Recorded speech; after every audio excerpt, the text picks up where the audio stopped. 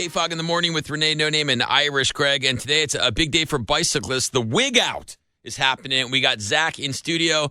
He's an avid bicyclist activist. He's going to tell us all about it. Zack, before we talk about what's going on today, tell people who may not know about San Francisco's famous or infamous Wiggle bike route. So the Wiggle is a very popular route for bike commuters to get from the east side to the west side of the city.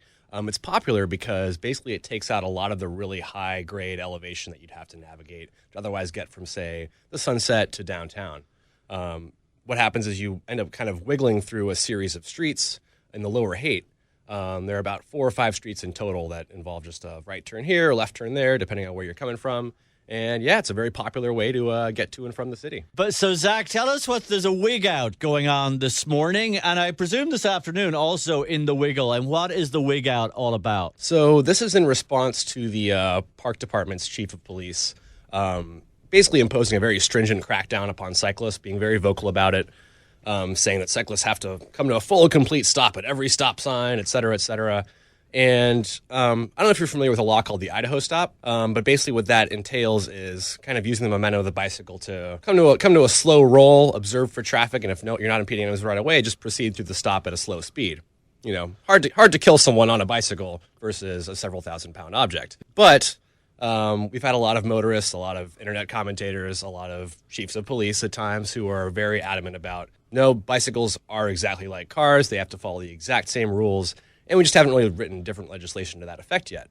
So to kind of highlight the ludicrousness, just to highlight how ridiculous some of these laws can be as applied to bicycles, the Whig Party is organizing what they're calling a Wiggle Stop-It, wherein they're going to have every bicycle behave exactly as if it were a car and line up single file, come to a full and complete stop at every intersection, and see what impacts it has on traffic.